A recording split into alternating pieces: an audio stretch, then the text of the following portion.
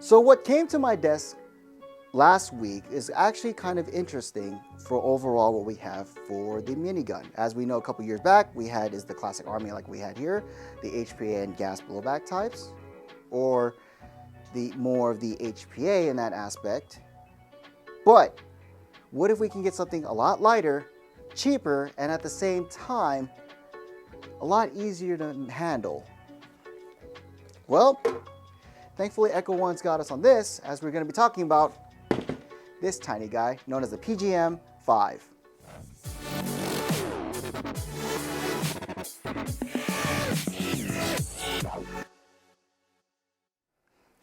Hey, what's up guys, and welcome back to another episode of Airsoft Master. And today we're going to be doing the review on the PMG-5 micro minigun. Surprisingly, it's an AEG. We'll go ahead and work our way from the front of the minigun and work our way to the backs, get some couple of key features, and then move on and see what my overall consensus on it. But before we do, don't forget to like and subscribe, and also comment what do you guys think about the actual PMG-5 micro minigun by Echo1, which they've done a lot of good stuff. Even for me, I'm kind of impressed. Of course, when it comes to being a minigun, you have to have it known for a lot of famous things, such as, well, the rotary Gatling part. As for this one, it does have the same aspect, where each one has its own 605 inner barrel, but this is where the key feature is actually kind of nice on this thing. If you look at it, down to the barrel, you do have as an adjustable hop-up chamber system to help adjust each type of chamber that's inside for the minigun. That does help out if you want to help tighten up the groupings and also help out to whatever weight BBs you want to put in here. As for rail segments, there is no rail on the barrel, but on the back end of the handle, you'll end up with an actual Picatinny slots for the 3 o'clock and 9 o'clock positions, which maybe, I don't know, an optic on the side or a laser system, whatever to make it work for your reference. For the PMG-5, the material that's actually built on for the whole receiver and the minigun is a mixture of more polymer and metal compartments. The metal wood being is your revolving barrel system here, but most of it is going to be the polymer receiver for the grip, the receiver the whole end, including even the mag well that's holding in the back. But when it comes to safety, Echo1 does help you out with that, with having a safety selector switch on here for safe and fire. Again, very convenient. As for the minigun, I will admit, for the whole construction of the build, it is a very lightweight minigun where, heck, even a kid can probably be a little tiny juggernaut, which would be kind of interesting to see at like some other airsoft fields out there. I mean, imagine him being compact but at the same time having enough ammo to take out a whole squad. That would be kind of interesting. Either way, now for the battery compartment size. This is where things got really interesting. As we tested it before, it can actually fit an 11.1 2400 milliamp brick type battery inside.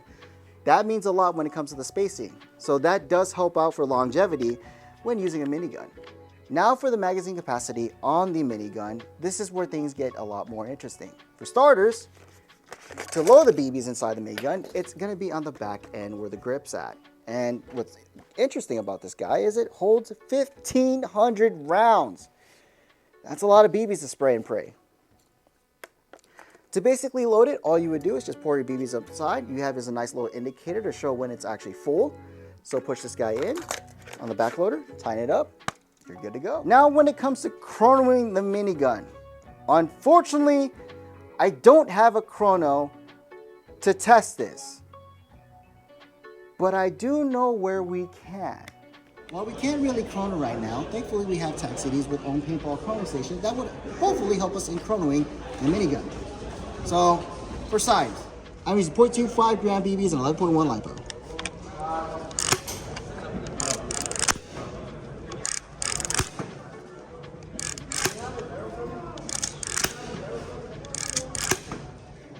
Now that was single shot as much as we can while rotating the barrel, let's see what happens with the RPS.